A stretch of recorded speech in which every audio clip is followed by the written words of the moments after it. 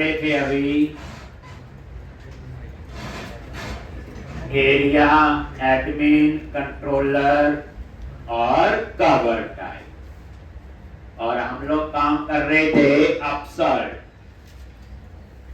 ये है अपसर्ट और फोटो व्यू। आगे यहां पे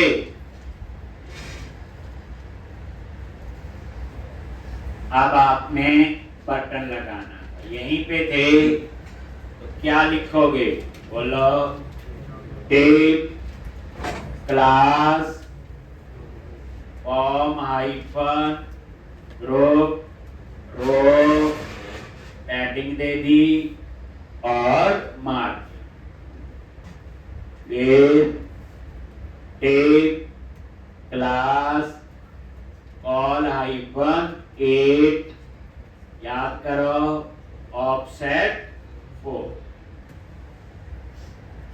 और यहां पे चेक लगाना है एक model dot ID is not equal to 0।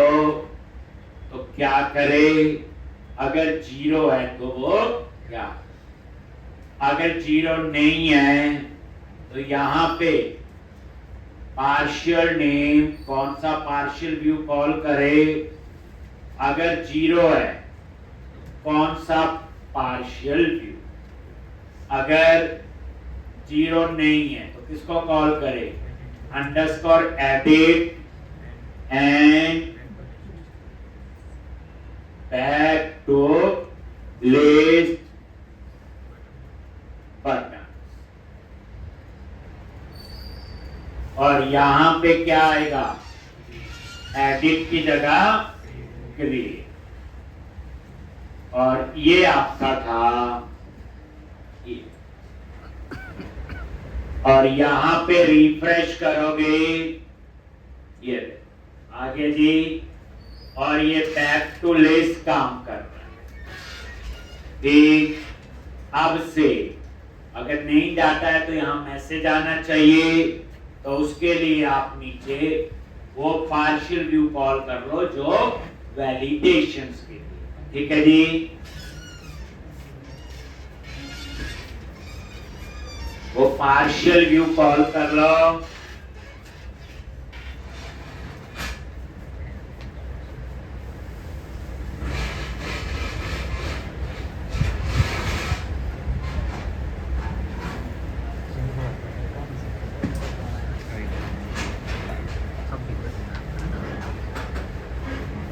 तो ये समझ आ गया सबको, ऐसे लिखा हुआ कैटेगरी में भी लिखा था, और ये सेम आपका कवर टाइप।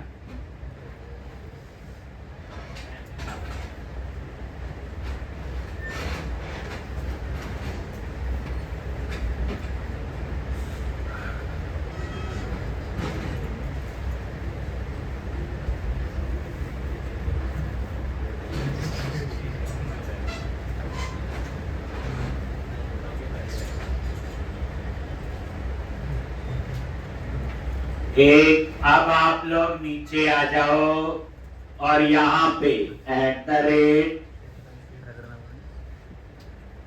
सेक्शन, और यहां पे स्क्रिप्ट्स, और यहां पे भी वही पार्शियल नेम और पार्शियल व्यू का नेम। कौन से वाला है बोलो, यूज पे गए शेयर्ड और अंडरस्कोर वैलिडेशन स्क्रिप्ट्स पार्शियल।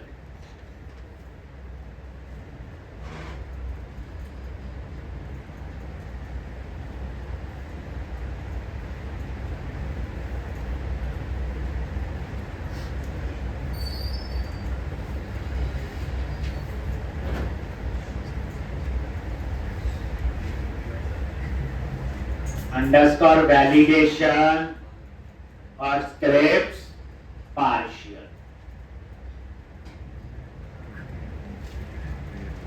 एक, तो ये सेम बच्चे उसी स्पीड से कर रहे हैं, ये कर चुके हैं, इसमें कुछ भी नया नहीं। पिछली बार तो पार्शियल व्यू भी बनाए थे, इस बार तो वो भी बनाने की जरूरत नहीं पड़ी। सेम चल के जो कैटेगरी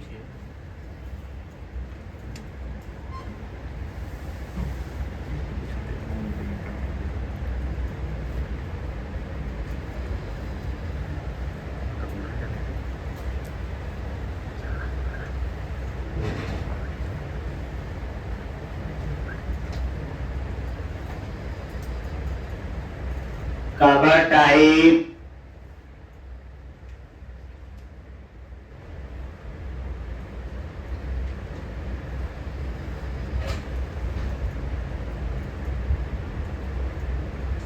और ऐड किया, ये देखो मैसेज आ गया।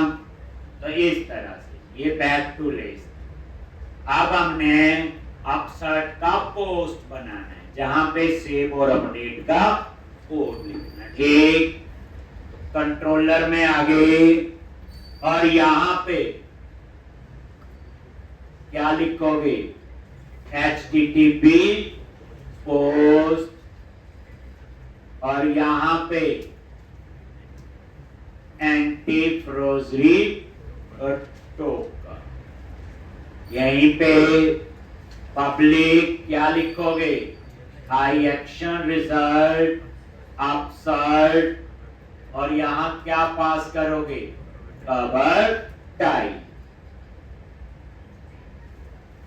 ठीक, और सबसे पहले क्या लिखना है बोलो, if cover type null, then return, इस बार मैंने लिख दिया बैक रिक्वेस्ट। वैसे एरर आएगी।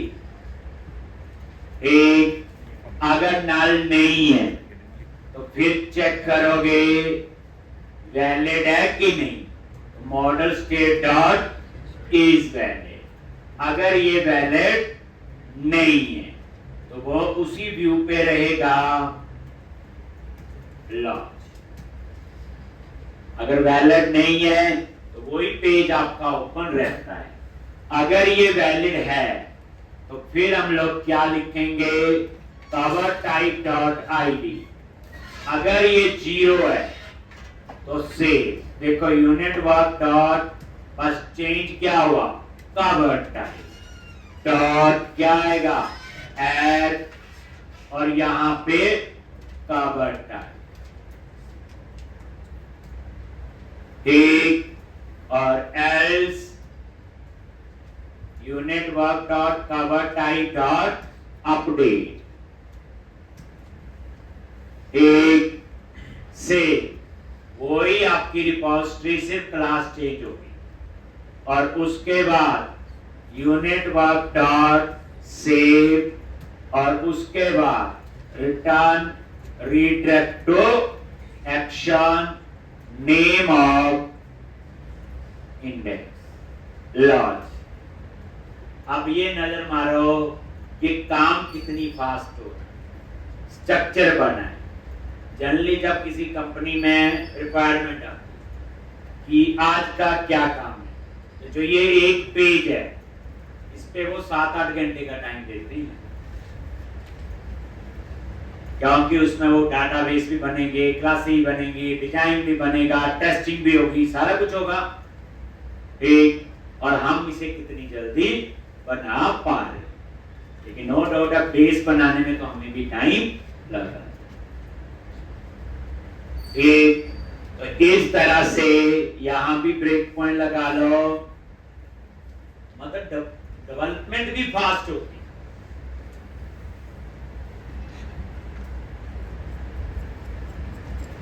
अब यहां पे रन करो,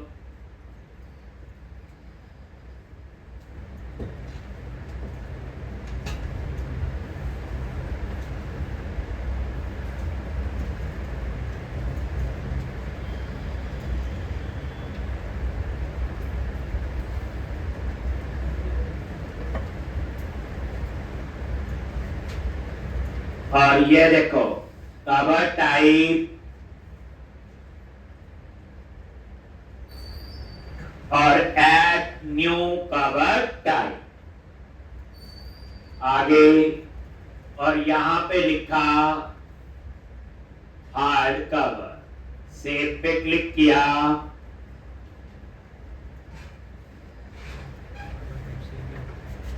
और F10 नल है नहीं, वैलिड यस, आईडी 0 है, क्या करेगा ऐड, और ऐड के बाद सेव, सेव के बाद इंडेक्स, और ये देखो, हाँ दोबारा देखो, एक और ऐड किया सॉफ्ट कवर, F10, ये देखो 0 है, ऐड है, सेव, और ये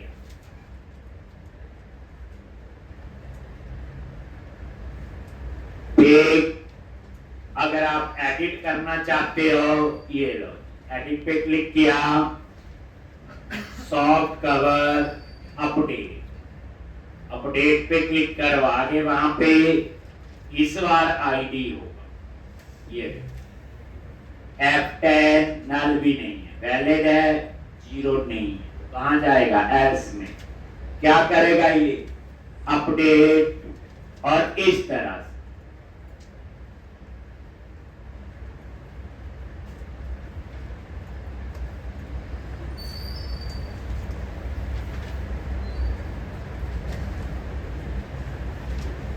ठीक है जी। तो ये तो आपका हो गया यहां तक। अब ये आप लोग ब्रेक पॉइंट हटा, तो क्या क्या कोड हो गया, कवर टाइप डिस्प्ले भी हो रही, ऐड भी हो रही, अपडेट भी। अब एक बच गया आपका डिलीट। तो सबसे पहले डिलीट के लिए हम क्या बनाते हैं, एपीआई। क्या बनाएंगे, एपीआई। याद रखना कल का काम आपको इतना है, ये project right from first day से लेके आज तक जितना काम करवाया है, शुरू से नया प्रोजेक्ट बनाओ, ठीक, और शुरू से पूरा बनाना है, तब आपको ज्यादा पता चलेगा। टाइम लगेगा 5-7 घंटे, लेकिन एक नई कॉपी पर, जैसे मान लो जो बच्चा 2 बार बना रहा हो 3 बार हो जाएगा, 3 बार बना रहा है तो 4 बार हो जाएगा, 4 बार बना रहा है तो अपने आप एक कॉपी और बन जाएगी। अंडरस्टूड। नेक्स्ट सैटरडे भी ऐसे ही होगा, एक, क्योंकि प्रोजेक्ट पार्शियल थोड़ी बनता है, एक घंटा रोज पड़ेगी। कंपनी में जॉब करते हैं 8-10 घंटे बैठते हैं, पूरे दिन की आउटपुट होती है, ठीक, और एक उसमें सोचना सब कुछ पड़ेगा। आज तो उतना सोचना पड़ा है जितना मैंने करवाई, इसलिए कल की असाइनमेंट इतनी है कि शुरू से लेके आज तक जितना काम करवाऊंगा सारा। तो अब एपीआई ये आगे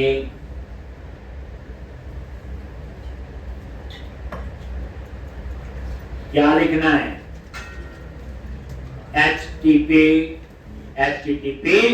delete public I action result delete, और यहां पे क्या पास करोगे, एक पैरामीटर आई, एक कहां लिखा पता ही आप, कंट्रोलर में सबसे पहले क्या लिखना है, where power type NDP unit work dot power type dot get ID।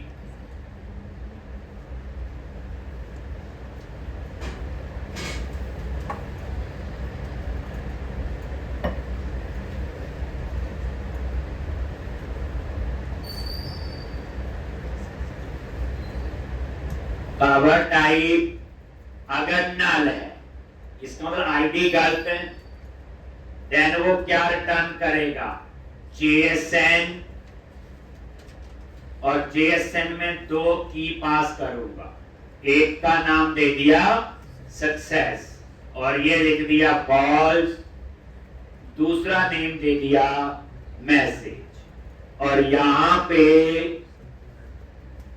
Something went wrong while delete data। कुछ भी मैसेज आप लोग दे सकते।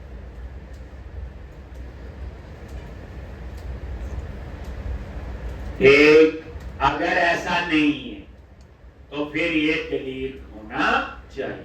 सेम लिखा हुआ आपने, तो फिर आप यहां क्या लिखोगे?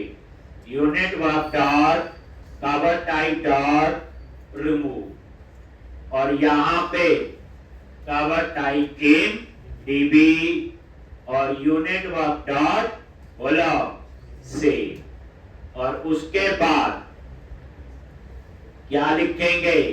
रिटर्न JSN न्यू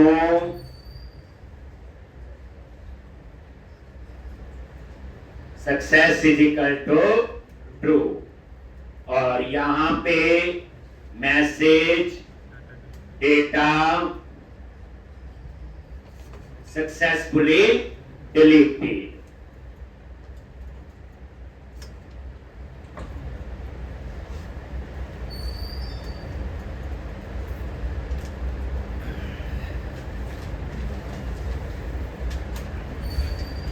ये, और इस एपीआई को कॉल किया हुआ जावास्क्रिप्ट में जो डिलीट का लिखा है, कहां लिखा हुआ? /admin /covertype /delete, और ये आईडी जो है उसमें पैरामीटर।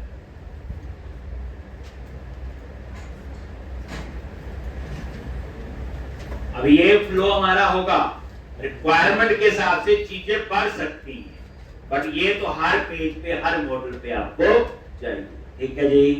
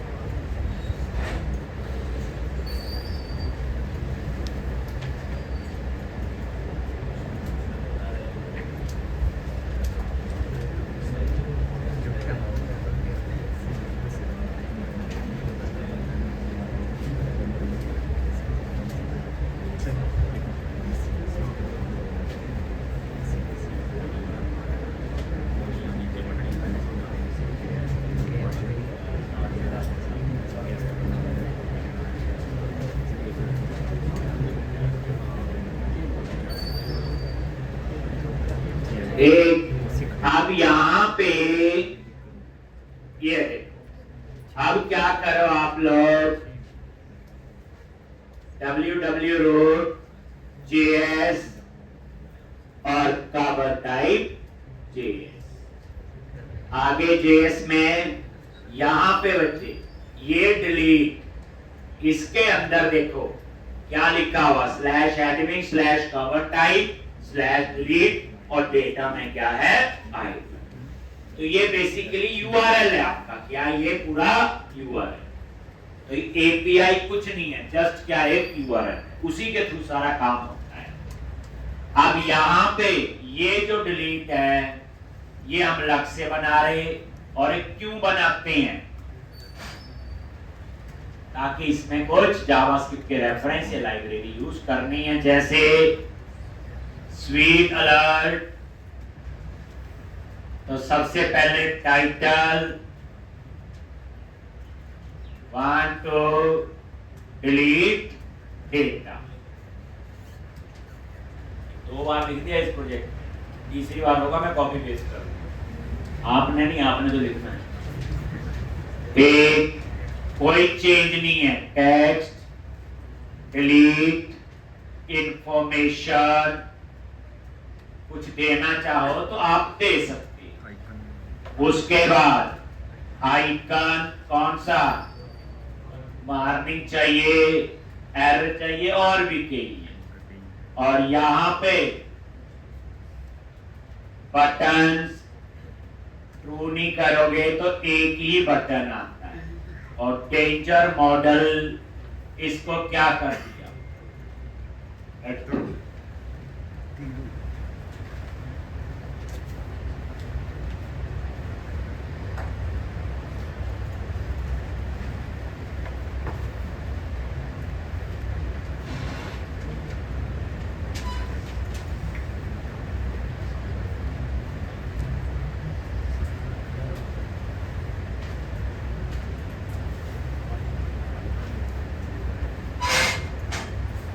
अब आप इतना ही रन करके साथ में चेक कर लो।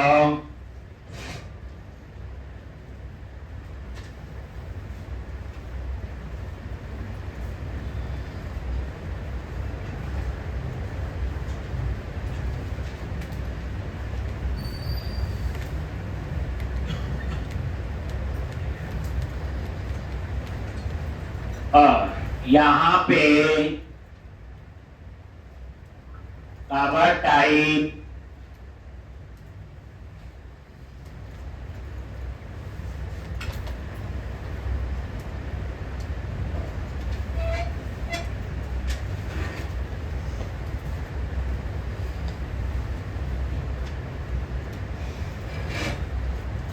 और डिलीट, ये तो पुराना आया, इसे क्या कर लो, कंट्रोल F5 से फोर्सफुली रिफ्रेश। आ गया जी। तो अब आपका यहां पे, तो अब उसके बाद डॉट देन, और ये वेरिएबल ले लिया विल डिलीट, एक, और यहां पे विल डिलीट, विल डिलीट में क्या आएगा, ओके या कैंसिल, ट्रू या फॉल्स। अगर ट्रू है तो इसका मतलब डिलीट होना चाहिए। तो फिर हम डिलीट की एपीआई को कॉल करने के लिए एजेक्स के लेफ्ट हैंड साइड पे क्या है, यूआरएल, राइट हैंड साइड पे भी यूआरएल चाहिए, लेकिन वो यूआरएल कहां से आया, ऊपर पैरामीटर्स, इसमें वो एपीआई का यूआरएल आ रहा है। अब इसको कैसे पता चलेगा डिलीट करना है, यूआरएल तो सेम ही होगा, तो यहां पे टाइप डिलीट, और उसके बाद सक्सेस, और ये फंक्शन। डेटा में क्या आएगा, या तो सक्सेस या फिर मतलब सक्सेस और मैसेज, दो चीजें आएंगी। ये डेटा में आपका क्या आएगा, ये सक्सेस और मैसेज। तो फिर चेक करो, डेटा डॉट सक्सेस अगर ट्रू है तो इसका मतलब डाटा क्या हो गया, बोलो डिलीट। अगर डेटा डिलीट हो गया आपका, तो यहां पे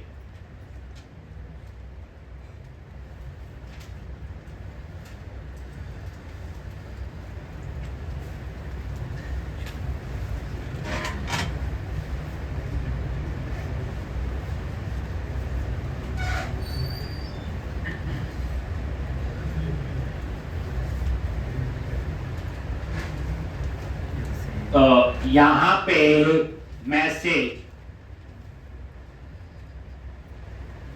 टोस्टर डॉट सक्सेस, और क्या आएगा, डेटा डॉट मैसेज, और डिलीट होने के बाद मैसेज आ जाएगा, डाटा डिलीटेड सक्सेसफुली, और ये डाटा टेबल क्या हो जाना चाहिए, रिफ्रेश, रीड लोड। लेकिन ये डाटा टेबल को रिफ्रेश करेगा, पूरे पेज को रिफ्रेश नहीं करेगा। इसी तरह से टोस्टर डॉट एरर, और यहां पे डेटा डॉट मैसेज,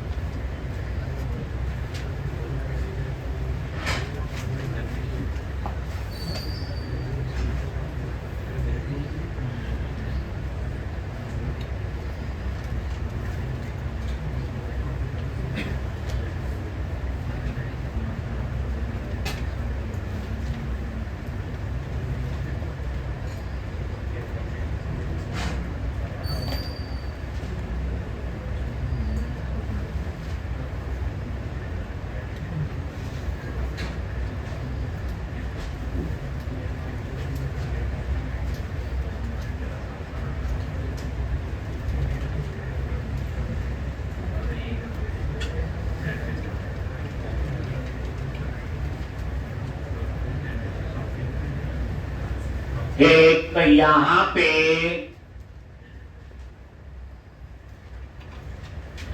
रिफ्रेश, जैसे ये देखो कैंसल, कुछ नहीं हुआ, ओके, ये देखो डिलीट भी हो गया और ये मैसेज भी,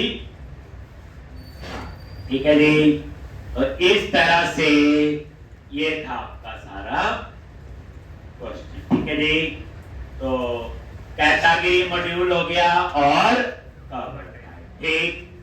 अब आपने क्या करना, मैं आपको याद है शुरू में पहले 15-20 दिन में एक टॉपिक करवाया था स्टोर्ड प्रोसीजर, बड़ी बड़ी बातें की थी हमने, परफॉर्मेंस वाइज बेटर होते हैं, सिक्योर होते हैं, एक बताया था सारी कहानी।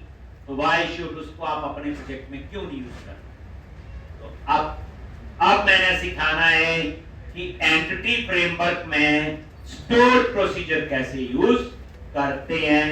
अब हम लोग वो करें और मैं क्या करूंगा, कवर टाइप वाला जो मॉड्यूल है विदाउट स्टोर्ड प्रोसीजर तो हो गया, इसको हम विद स्टोर्ड प्रोसीजर भी करेंगे। उसके बाद रोज का काम आपको ये होगा कि स्टोर्ड प्रोसीजर के साथ आपने करना है, क्योंकि हम तो एक ही स्ट्रक्चर फॉलो करेंगे ना पूरे प्रोजेक्ट में, एक स्ट्रक्चर। तो मैं इस एक मॉड्यूल में आपको सारा कुछ सिखा दूंगा। उसके लिए भी मैं जेनेरिक रिपोजिटरी बनाऊंगा, ठीक। तो अब फिर कुछ नया करते, मतलब कहने का स्टोर प्रोसीजर क्या होते, क्यों बनाते हैं बताया हो, परफॉर्मेंस बेटर होती है, सिक्योर होते हैं, इसलिए हमें उनको यूज करना चाहिए। और एक्टर में भी होते हैं, माइक्रोसॉफ्ट जो भी अच्छे डाटाबेस सब में होते हैं, ठीक है जी। तो अब आपको पहले, बाकी बातें बाद में, पहले हमें स्टोर प्रोसीजर बनाना है। क्या करने हैं, स्टोर प्रोसीजर। तो कैसे बनाएंगे, एक तरीका क्या है, डाटाबेस में जाओ, स्टोर पे राइट क्लिक करो, अपने आते थे इंसैम यूपीडीएम टेललैम बनाए थे नहीं बनाए थे, एक तरीका तो वो है। लेकिन उस तरीके से क्या प्रॉब्लम है, वो डाटाबेस में बन भी जाएगा, चल भी जाएगा, लेकिन जब इस प्रोजेक्ट को दूसरी जगह लेके जाएंगे तो माइग्रेशन के अंदर वो स्टोर प्रोसीजर नहीं। तो हम लोग उसके लिए क्या करेंगे, डेटा वाले प्रोजेक्ट में जाके एक एम्पटी माइग्रेशन बनाएंगे और उसके अंदर हम स्टोर प्रोसीजर बनाने का कोड लिखेंगे। कैसे बनाते हो, टूल्स, अब नई कहानी आ रही है, पैकेज मैनेजर कंसोल, और यहां पे चूज कर लो डेटा एक्सेस। क्या चूज कर लिया, बोलो, डेटा एक्सेस। एक ये देखो, ये डेटा एक्सेस वाला प्रोजेक्ट है, ठीक है जी। डाटाबेस का सारा काम जब वही कर रहे हैं, ये वाला प्रोजेक्ट है डेटा एक्सेस, ये जरूर चूज करना है यहां पे। और यहां लिखो ऐड हाइफन माइग्रेशन, और यहां पे माइग्रेशन का नेम दे दिया ऐड स्टोर प्रोसीजर फॉर, किसके लिए, कवर टाइप मॉडल। कुछ भी मीनिंगफुल नेम रख लो, मैंने ये नेम इसका रख दिया। तो ये एम्पटी माइग्रेशन बनाएगा, ये देखो, ये आपकी बन गई होगी। और ये कहां बनी, डेटा एक्सेस में गए, डेटा फोल्डर में गए और माइग्रेशन के अंदर ये आपकी बन गई। अब यहां पे हम लोग स्टोर प्रोसीजर का कोड लिख देंगे। क्या होगा, माइग्रेशन बिल्डर डॉट एसक्यूएल, यहां पे एक तो डबल कोट्स के अंदर स्टोर प्रोसीजर आगे आप लगा लो एट द रेट पता है, अगर कोई एस्केप सीक्वेंस होंगे उनको ऑटोमेटिकली इग्नोर करेगा, या डबल लगाते ध्यान है डबल स्लैश, या आगे लगा लो एट द रेट। अब स्टोर प्रोसीजर बनाने का सिंटैक्स आना चाहिए, तो हमें तो पता है क्रिएट प्रोसीजर, प्रोसीजर का नेम, पैरामीटर, एज के बाद इंसर्ट स्टेटमेंट, ऐसे लग लेकिन क्या पता हम भूल ही ना गए हो। ठीक, तो फिर आप क्या करोगे, किसी भी डाटाबेस में चले जाओ, view SQL server, object explorer,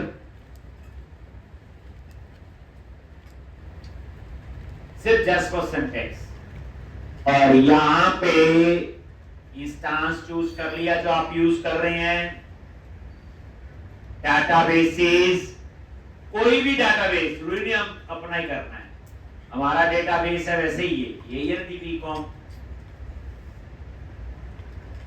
और यहां पे ये ऑप्शन है स्टोर प्रोसीजर, हम बना नहीं रहे, सिंटैक्स चाहिए बाद में बनाएंगे भाई। तो स्टोर प्रोसीजर पे राइट क्लिक किया, add new store procedure click करो, ये आगे सिंटैक्स आ गया।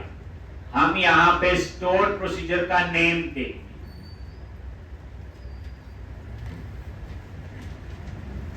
एक इसका नाम दे दिया sp underscore create cover type,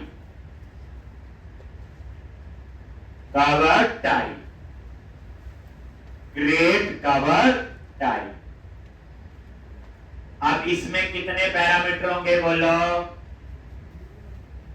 सिर्फ इसमें एक होगा, क्या होगा, नेम, और यहां पे डाटा टाइप varchar 50, क्योंकि क्रिएट में क्या होता है, आईडी तो अपने आप जनरेट होगा, हम नेम ही एंटर करेंगे, और एज के बाद इसका क्या लिख दो बोलो, ब्लॉक, क्या लिखोगे, इंसर्ट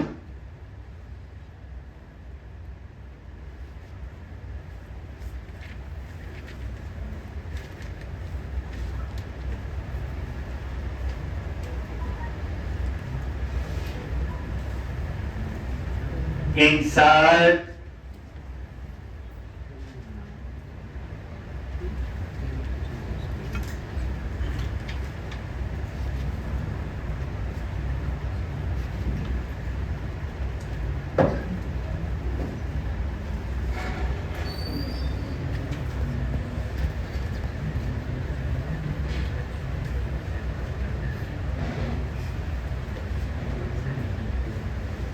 इंसर्ट, आगे टेबल, अब टेबल का नेम है आपका क्या, कवर टाइप्स, नहीं याद है तो जो एप्लीकेशन डीबी कॉन्टेक्स्ट में ये नेम हो, ठीक, और यहां पे क्या लिखोगे, वैल्यूज, और यहां एक ही पैरामीटर हो, ऐसे ही है।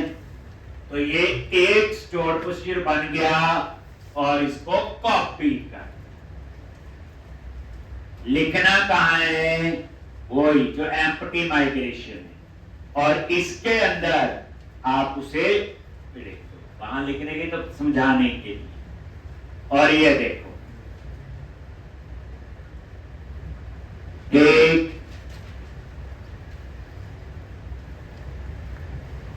ये एज,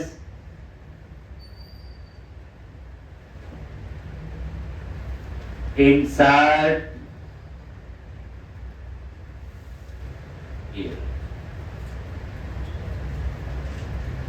अब ये आपका पूरा सिंटैक्स है स्टोर, बात तो वही है, उठा के डबल कोट्स में लिख दी, एट द रेट, इसलिए कोई कीवर्ड हो गए तो उनको इग्नोर कर देगा, जैसे एस्केप सीक्वेंस होते हैं। अब इसी तरह से ये एक फिर उसके बाद दोबारा से अपग्रेड की जगह क्या आ जाएगा बोलो, अपडेट कवर टाइप, और यहां 2 पैरामीटर होंगे क्योंकि उसमें तो आपका आईडी भी होता नहीं होता बोलो, @ID, और उसकी डाटा टाइप क्या होगी, इंट, क्योंकि अपडेट में हमें आईडी चाहिए हो। एक आपने लिखना है, और यहां इंसर्ट की जगह क्या आ जाएगा, update cover type set name is equal to @name, और यहां पे where id is equal to @, यही कमांड है अपडेट के लिए। इसी तरह से आप डिलीट का लिखो, डिलीट कवर टाइप, इसी तरह आप डिस्प्ले का बनाओगे, गेट कवर टाइप्स, ऐसे ही फाइंड का बनाओगे, बनेंगे ना सारे। तो यहां कोडिंग से ही कर रही है, मतलब कहने का ये। अब उसके बाद ऐसा ही होगा डिजाइन सेम, बस एक बना लिया, हेल्प ले ली, बाकी हमें याद आ गया।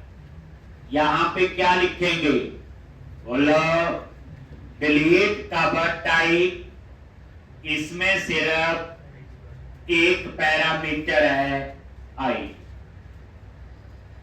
और यहां पे डिलीट फ्रॉम कवर टाइप, ऐसे आता है। और यहां पे वेयर क्या लिखा, आईडी। तो ये हो गया आपका डिलीट का, यही होगा delete cover type. Store procedure क्या होते हैं, क्यों बनाते हैं, ये कहानी आपको पता है। मैं इसका भी जेनरिक बनाऊंगा स्टोर पी को कॉल करने के लिए, ताकि पूरे प्रोजेक्ट में बार बार लिखना ना पड़े। हाँ, बनाने तो पड़ेंगे स्टोर प्रोसीजर, ये तो इतना टाइम लगेगा। आ गया डिलीट, और डिलीट के बाद फिर SP_, यहां पे गेट कवर टाइप्स ऐसे लगा दिए। गेट कवर टाइप्स का मतलब क्या हुआ, ठीक, और इसमें कोई पैरामीटर नहीं होता, याद करो। और यहां पे क्या क्वेरी होगी बोलो, select star from cover type, यही है डिस्प्ले का। एक, और लास्ट क्या बनेगा बोलो, फाइंड का। तो ऐसा ही बन जाएगा फाइंड का, और यहां पे गेट कवर टाइप हो गया, ऐसा कहा दिया नाम से ही। और इसमें एक पैरामीटर होगा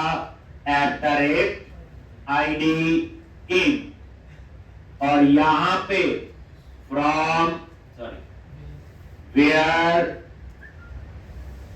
ID इज इक्वल टू @,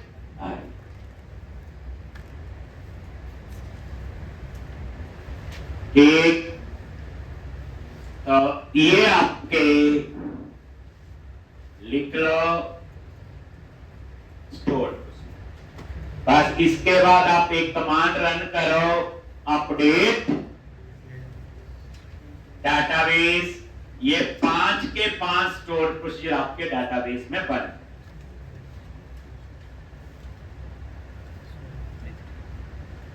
अब याद आ रहा है, कुछ कुछ कई चीजें करवाई होती थी, प्रोजेक्ट में यूज हो गई।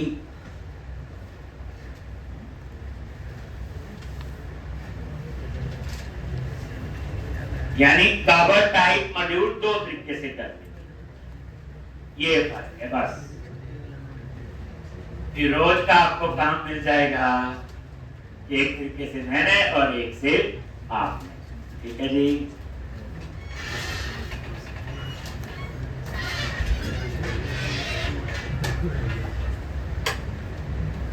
लिख लिया आपने ये। अब आप पैकेज मैनेजर कंसोल में जाओ और वहां क्या लिखोगे? Update database. जी क्या लिखोगे? Update database.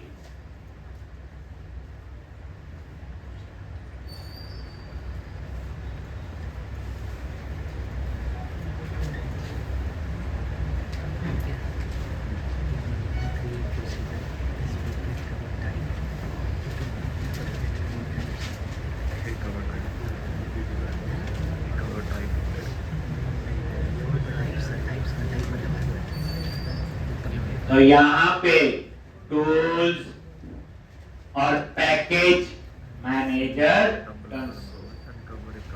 क्या लिखना है यहाँ पे? बोलो। Update hyphen data base.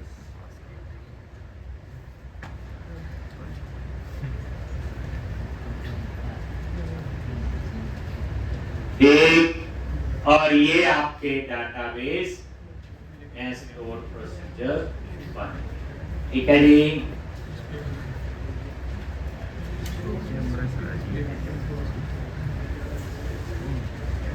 लिख ले ये।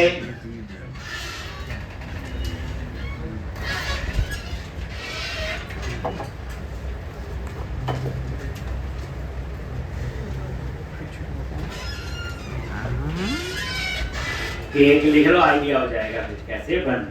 एक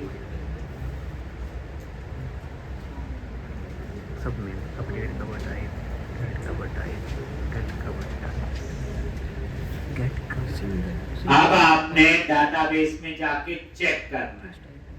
तो डेटाबेस मैंने यहाँ ओपन किया ही था, अपना ही है। स्टोर प्रोसीजर को क्या करो, एक बार रिफ्रेश। और ये देखो, ये नीचे सारे स्टोर प्रोसीजर आगे जो मैंने अभी अपडेट डाटाबेस से बना। ठीक है जी। चलो अब आगे, तो ये काम हो गया।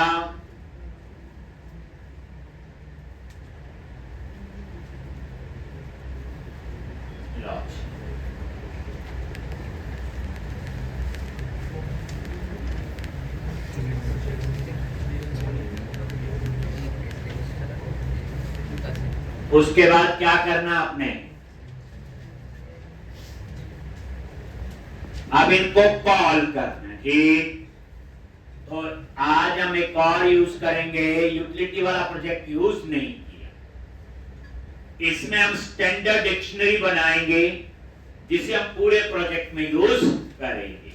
तो यूटिलिटी वाले प्रोजेक्ट पे आओ और एक क्लास ऐड करो। ऐड क्लास, और क्लास का नेम दे दिया SD। क्या दे दिया? SD। इसलिए नाम ही इसका क्या रखा? SD मतलब स्टैंडर्ड डिक्शनरी। अब धीरे धीरे ये यूज हो। अब यहां पे ये देखो, यूटिलिटी वाला प्रोजेक्ट है, और यहां पे देखो इंटरनल की जगह पब्लिक। अगर मैं इंटरनल रहने देता, क्लास बन भी जाती, लेकिन दूसरे प्रोजेक्ट में एक्सेस नहीं होता। और यहां पे पब्लिक, और इसको बना दिया स्टैटिक। स्टैटिक मेंबर जो है उसका हमें यहां ऑब्जेक्ट बनाने की जरूरत नहीं पड़ेगी जब उसको एक्सेस करें। अब मैंने यहां पे कुछ जैसे स्टोर प्रोसीजर को कॉल करना है, तो हम वहां स्टोर प्रोसीजर का नाम लिखेंगे। अब वो स्टोर प्रोसीजर के नाम क्या दिए थे वो आपने अभी देखे, डेटा माइग्रेशन, और ये मुझे ये नाम याद रखने पड़े जब कॉल करेंगे। अब यहां मेरे से कोई गलती हो सकती है, स्पेलिंग की गलती हो सकती, स्पेस एक जो गलती हो सकती है। तो हम कभी भी प्रोजेक्ट में याद रखना मैजिक स्ट्रिंग नहीं लिख। मैजिक स्ट्रिंग होता है डबल कोट्स में। अब डबल कोट्स में एक बार तो बंदा लिख देता है, दूसरी जगह डबल कोट्स में लिखेगा, थोड़ी बहुत गलती हो गई, स्पेस आगे कुछ भी हो गया तो वो काम नहीं करता। तो याद रखना प्रोजेक्ट में हम कभी मैजिक स्ट्रिंग नहीं लिखते। मैंने उसके लिए क्या बनाई है, ये यूटिलिटी प्रोजेक्ट के अंदर एक क्लास बनाई स्टैटिक, ताकि मैं इसके मेंबर को एक्सेस करूं तो मुझे क्या ना करना पड़े, ऑब्जेक्ट ना बनाना। और ये जो मेंबर मैं बनाऊंगा कांस्टेंट, दो चीजें होती है, एक रीड ओनली होता है, कांस्टेंट होता है। याद है रीड ओनली तो कई बार लिखा है। रीड ओनली मेंबर को आप चेंज कर सकते हो कंस्ट्रक्टर में। कांस्टेंट मेंबर ऐसे हैं जिन्हें कहीं पे भी चेंज नहीं कर सकते। इसका मतलब यह है कि जो मैं यहां लिख दूंगा एक जगह, पूरे प्रोजेक्ट में वही यूज होगा, कोई पर्सन उसे चेंज नहीं कर सकता। तो रीड ओनली और कांस्टेंट में ये फर्क है। तो मैं यहां पे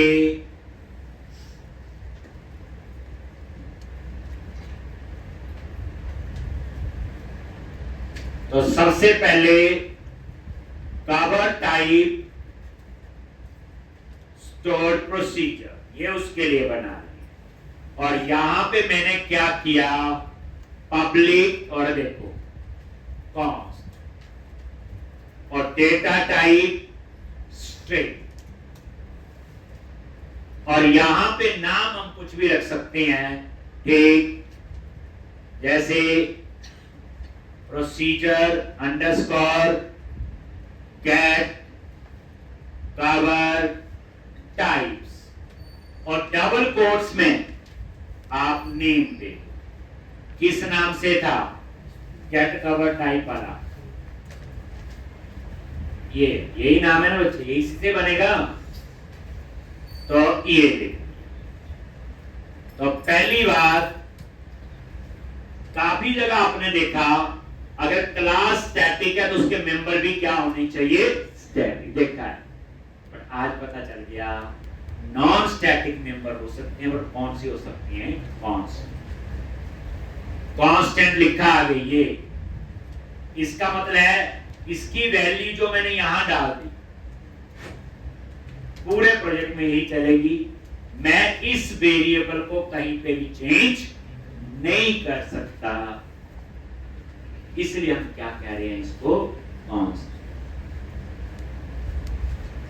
अब उसके बाद बस इसी की तरह से चार, जैसे गेट कवर टाइप, तो यहां पे gate cover,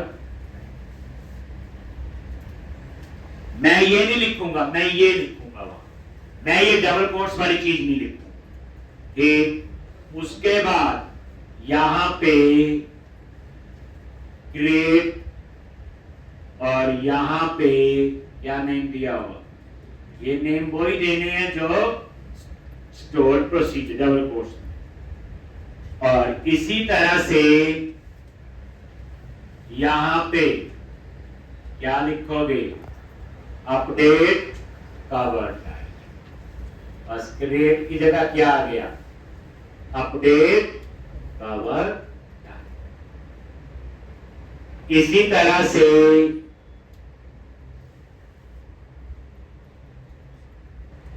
delete cover type,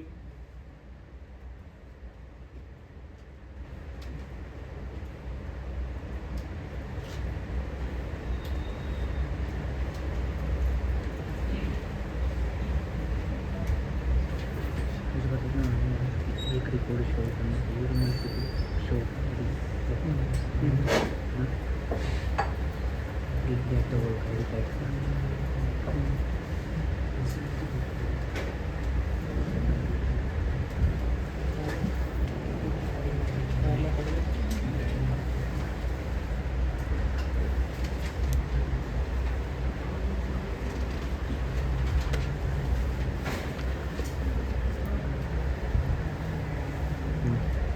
start from where?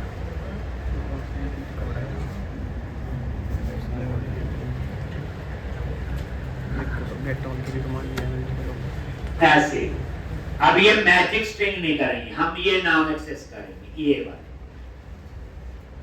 ठीक, तो इस तरह से ये देखिए, और भी बाद में जरूरत हो तो लिखेंगे, अभी आपने ये लिख, ये जो राइट हैंड साइड पे ये सारे स्टोर प्रोसीजर के नेम, जब यूज करूंगा ज्यादा पता।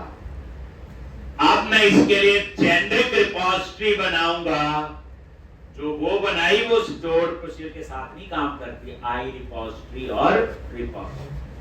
ठीक, तो अब आप लोग कोई डेटा फोल्डर, डेटा एक्सेस वाले फोल्डर पे जाओ और रिपोजिटरी के अंदर आई रिपोजिटरी, और आई रिपोजिटरी में वहां पे हम लोग sp_call उसके लिए रिपोजिटरी बनाएंगे, इंटरफेस बनाएंगे और एक क्लास।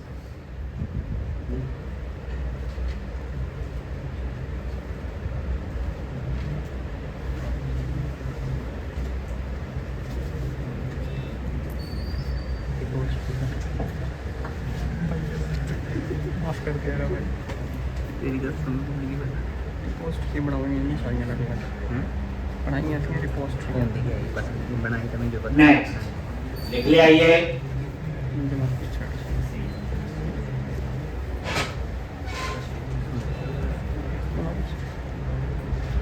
बात करेंगे। चलो, तो आप ये क्लोज कर दिया सारा, और ये देखिए, अब मैं डेटा एक्सेस वाले प्रोजेक्ट पे गया और रिपोजिटरी, उसके अंदर आई रिपोजिटरी। अब मैं एक नया इंटरफेस बनाऊंगा, तो आई रिपोजिटरी पे राइट क्लिक किया, ऐड क्लास, और यहां पे चूज करो इंटरफेस, और यहां पे क्या नेम लिखना है, ISP_call।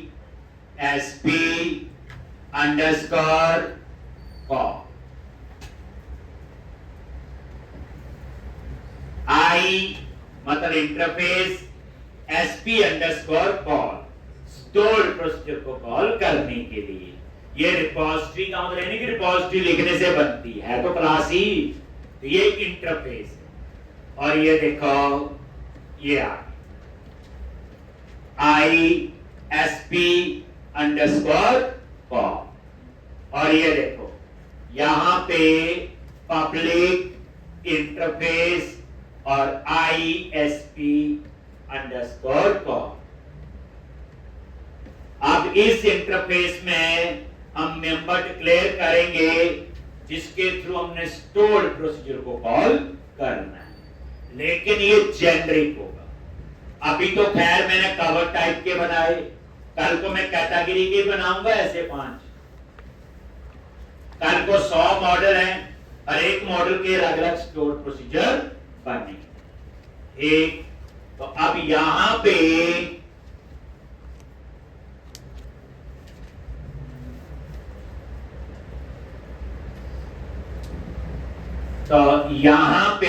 क्या करोगे, तो एक इंटरफेस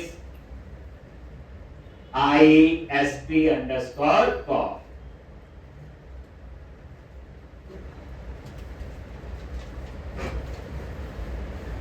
तो क्या क्या बनाओगे, तो यहां पे सबसे पहले वाई। अब इंटरफेस पब्लिक है तो मेंबर भी पब्लिक होंगे। अब इसमें मैंने नेम रख दिया एग्जीक्यूट। ये जो है सेव, अपडेट और डिलीट के लिए ये एग्जीक्यूट मेथड, और पहला पैरामीटर है इसका स्टोर प्रोसीजर का नेम, कुछ भी रख सकते हो आप लोग ऐसे। अब ये स्टोर प्रोसीजर कोई भी हो सकता है, कैटेगरी का भी हो सकता है, सेव का, अपडेट, डिलीट का, या कवर टाइप का। दूसरी बात, इसमें एक चीज आप याद रखना, डायनामिक पैरामीटर, ये इंपॉर्टेंट चीज है, पहली बार कर रहे। देखो एक स्टोर प्रोसीजर बनाया जिसमें दो ही मेंबर हैं, आईडी और नेम। किसी में एक ही है नेम, किसी में कोई नहीं है डिस्प्ले वाले में। तो मतलब कहने का पैरामीटर जो है कभी हो भी सकते, कभी नहीं भी हो सकते, उनके नंबर भी आगे पीछे हो सकते हैं। तो एक नया कंसेप्ट है ये डायनामिक पैरामीटर, यानी कि पैरामीटर को डायनामिक बनाए। अब एक भी हो सकता, नहीं भी हो सकता, 10 भी हो सकती है। इसके लिए एक पैकेज इंस्टॉल करना होता है डेपर।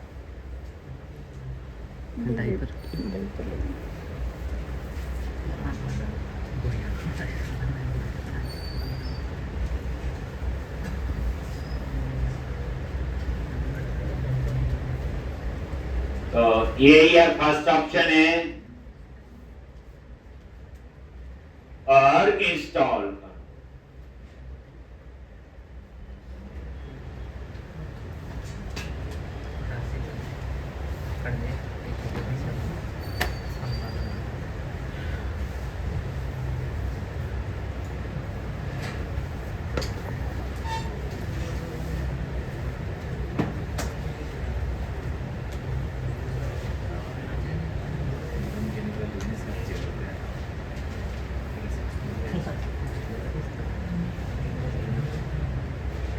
और ये देखो ये ऊपर ऐड हो गया। पहले देख लो यूज डेपर। एक ये डायनामिक पैरामीटर के लिए होता है। किसके लिए होता है?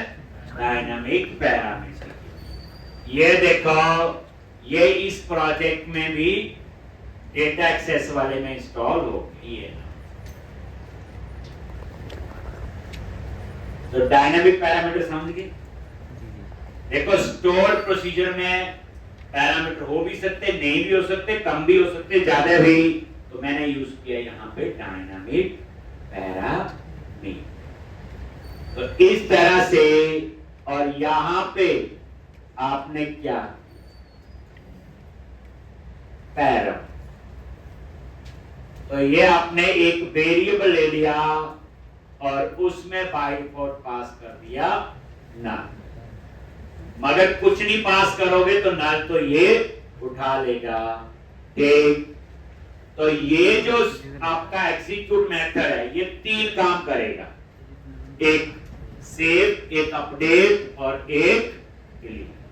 पहला पैरामीटर है स्टोर प्रोसीजर का नेम और दूसरा पैरामीटर है पैरामीटर जो स्टोर प्रोसीजर के लिए पैरामीटर है। अगर नहीं होंगे तो नल दे दिया, तो इसको क्या कंसीडर करेगा? ऑप्शन। तो सेव, अपडेट और डिलीट। अब उसके बाद आ गया डिस्प्ले फाइंड, उसके लिए चाहिए।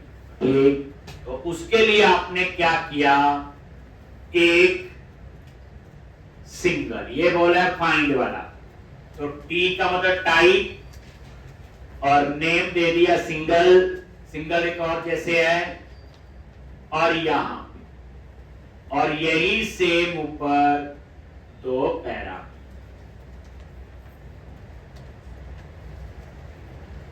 ये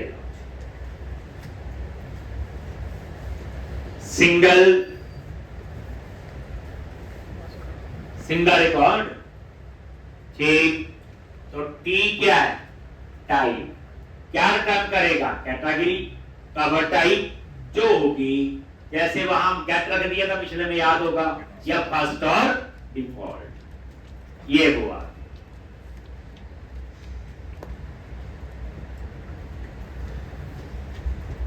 ये जेनरिक है, यहां कहीं नहीं लिखा इस मॉडल के साथ यूज होगा, कहीं नहीं लिखा यही स्टोर प्रोसीजर है, तभी तो है ये टाइप आपकी जेनरिक रिस्पॉन्स। अब उसके बाद आपने क्या करना है? एक और 1 रिकॉर्ड, ऐसे ही एक और बना लो, टी 1 रिकॉर्ड, और यहां पे यही सेम पैरामीटर। फिर आप बोलो सिंगल और 1 रिकॉर्ड में क्या फर्क हुआ? एक इसमें मैं एक नया कंसेप्ट सिखाऊंगा। एक तो वो ये जो आपको पता है जो हम फाइंड करते हैं और एक रिकॉर्ड आता है। एक मैं आपको बताऊंगा कि अगर आपको क्वेरी से एक ही वैल्यू रिटर्न हो रही है, जैसे मान लो आपने लिखा select sum of salary from table name, अब उस क्वेरी का रिजल्ट क्या आएगा? Total sum. उस क्वेरी का रिजल्ट क्या होगा? एक ही वैल्यू होगी ना, सम आएगा। आपने लिखा select max from table name, max salary from table name, तो उस क्वेरी का रिजल्ट क्या होगा? Single value. तो जब आपकी क्वेरी सिंगल वैल्यू रिटर्न करती है तो उसके लिए मैं एक यूज कर लूंगा सिंगल, और वन रिकॉर्ड आपका जो फाइंड वाला हो। तो जब करेंगे तो और पता हो। इसी तरह से अब उसके बाद डिस्प्ले के लिए, ठीक, वो तो आपको एक तो पता ही है, आई इनमरेबल, और यहां पे टी, और क्या दे दिया? लिस्ट, ठीक, और यहां पे भी टी।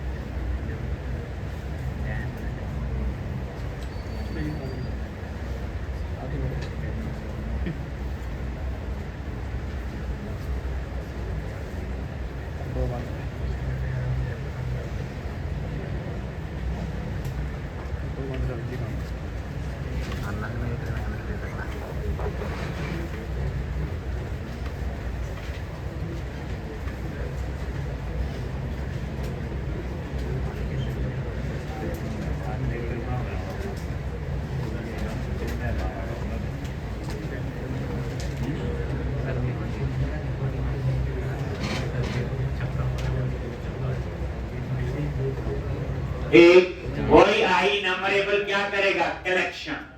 ये वो लिस्ट। एक इसमें मैंने और कंसेप्ट सिखाना आपको, ट्यूपल। जब मल्टीपल क्वेरी के रिजल्ट हो तो ट्यूपल यूज होते हैं। एक कुछ तो नया सीखेंगे अगर नई चीज पढ़ रही है। एक तो उसके लिए आपको क्या सिखाएंगे?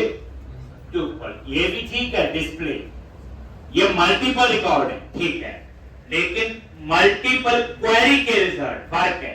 जैसे आप चाहते हो दो क्वेरी लिखी है, select star from student, select star from employ. अब दोनों क्वेरी के रिजल्ट तो अलग है, अब वो एक जगह इकट्ठे एक्सेस करते हैं, देन वी रिक्वायर ट्यूपल। समझ आ गई? इसमें मल्टीपल रिकॉर्ड आएंगे लेकिन क्वेरी तो एक ही होगी ना। ये तो हुआ सिलेक्ट स्टार फ्रॉम टेबल नहीं, बस एक ही टेबल में 100 रिकॉर्ड है, 100 आ जाएंगे। लेकिन अगर आपको दो क्वेरी के रिजल्ट रिटर्न करने हैं, 3 के रिटर्न करने हैं, तो ये काम नहीं करेगा। तो उसके लिए फिर हम लोग सीखेंगे किसका कंसेप्ट? ठीक है जी। तो नेक्स्ट लेक्चर में